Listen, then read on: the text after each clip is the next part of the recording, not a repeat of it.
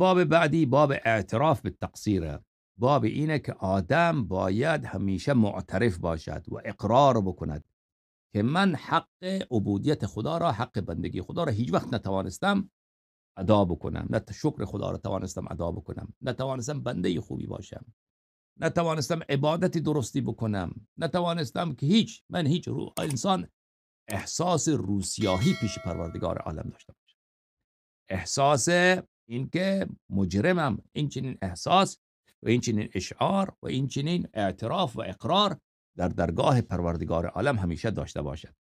مولای عالم حضرت باب الحوائج، حضرت موسی بن جعفر علیه السلام فرمودند به یکی از فرزندانشان یا بنی علیک بالجد، پسر جانم همیشه با جدیت عبادت خدا را انجام بده، نمازهای جدی باش، اول وقت بخوان بهترین وضو را بگیر، وضو که گرفتی بعد اول وقت در قبله میستی، نمازهایت را با حضور قلب میخوانی، بعد از نماز تسبیحات را میخوانی، یک کمی تعقیبات را انجام میدی، بعدش نمازهای دیگر نوافل، یک وقت نماز شب اگر بخوانی کار بسیار خوبی انجام دادی.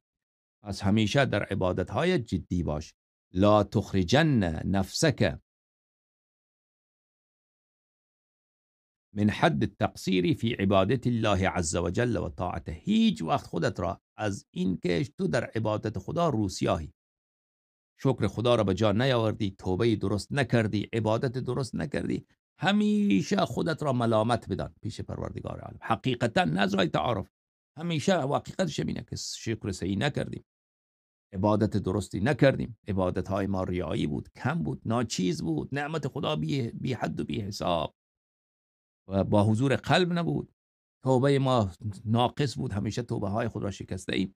پس همیشه در پیشگاه پروردگار عالم عبادت خود را باعث سرفگندگی، روسیایی خود بدانیم. فإن الله لا يعبد حق عبادته. خداوند ما اینقدر عظیمه، پروردگار ما اینقدر جمیله، پروردگار ما اینقدر احسان او زیاده و نعمات او زیاده که هیچ کس نمیتواند او را درست عبادت بکند، درست شکر بکند. هیچ شکر او ادا نمی شود، او هیچ عبادتی لایق او باشد ما نمیتوانیم انجام بدیم. ما آلوده به دنیا، آلوده به ریا، آلوده به غفلت و او هر طرف نعمت او خالصانه بی حد و بی حساب بر ما، به پدر مادر ما، بر پدر مادر ما، به خواهر و برادر ما، به اولاد ما، نعمت های ظاهری باطنی میلیاردها میلیارد بگو تا آخر، میلیارد تا آخر زندگی بگو میلیارد. این چنین نعمت های بی حساب خدا عطا کرده، مگر همچین خدای شکرش به جا آورده می شود. و در برابر او که گناه بکنیم، مگر گناه ما اینقدر عظیمه که هیچ وقت توبه ندارد اون گناهان ما، واقعا که توبه ای که واقعی باشد ندارد، توبه ما لایق پروردگار عالم نیست. خب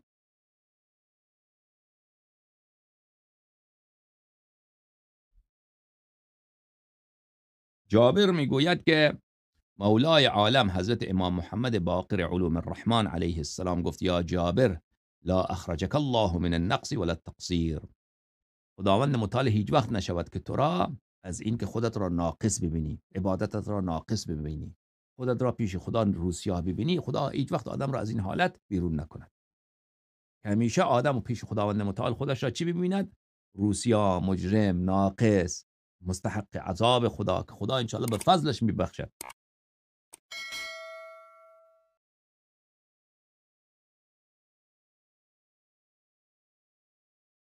فضل ابن یونس میگوید که امام علیه السلام فرمود، این کلام را زیاد بگو، اللهم لا تجعلنی من المعارین ولا تخرجنی من التقصیر. ای خداوند متعال، همیشه این دعا را بکن، ای خداوند متعال ایمان مرا ایمان عاریت قرار نده. عاریت چیه؟ عاریه یعنی موقت. یک کسی یک چند روز سبای مؤمن شده، بعد این ایمانش از دستش می رود، یک چند روز آمده میگه من شیعه مولا امیرالمؤمنین علیه السلام هستم، خب بعدش میبینی یک هفته بعد، دو هفته، یک ماه، دو ماه بعد دیدی که نه، از افسق الناس دوباره فاسق شد. اینا کسانی هستند که ایمانشان عاریتن، ایمانشان قرضی بوده، برای چند روز دروغکی یک در سلک مؤمنین در آمدن، الان دوباره خارج شدن. پس همیشه پیش خدا دعا بکن که پروردگارا مرا از کسانی که ایمان آنها آریه‌ای هست. آریه یعنی چی؟ موقت. موقت. آریه یعنی قرضی.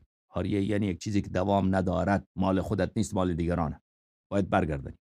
خدایا مرا از کسانی قرار نده که ایمان آنها آریه هست، قبل از مردن یا ایمانشان از دستشان میرود. من از اونها قرار نده. مرا از کسانی قرار بده که ایمان در دلم ثابت باشه. خب ولا تخرجنی من التقصیر، و خدایا مرا از این که همیشه خودم را پیش تو روسیاه ببینم، پیش تو شرمنده ببینم که اعمالم کمه، اعمالم ناچیزه، مرا از این خارج نفرما. خب میگوید من خدمت امام علیه السلام عرض کردم اما المعارون فقد عرفت ان الرجل یعار الدین ثم یخرج منه. معارون را من فهمیدم، کسی که ایمانش عاریه، کسی که در دین داخل شده بعد از اون خارج می شود، بعد از مدتی ایمانش، اسلامش، دینش، دیانتش، نماز خواندنش، ایناش یک مدت موقتی بوده، تمام شد رفت. خب فما معنا لا تخرجنی من التقصیر؟ این که شما فرمودید مولای من که آدم خود را همیشه پیش خداوند متعال سرفگنده ببیند، منظور شما چیست؟ همیشه خودش را روسیاه ببیند، این چیه؟ فرمود کل عمل ترید به الله عز وجل فکن فیه مقصرا عند نفسک. فرمود که همیشه هر عملی را که برای خدا انجام میدی، نماز خواندی، نماز شب خواندی، دعای کمیل خواندی، زیارت عاشورا خواندی، زیارت جامعه کبیره خواندی، در راه خدا پول خرج کردی، تلاوت قرآن کریم کردی، نیکی به پدر و مادر کردی، این کارا را آدم انجام میده به خاطر خدا، به خاطر ثواب. همیشه این اعمال خیر را که انجام میدی، این اعمالت را ناچیز بدان، لایق درگاه خدا ندان.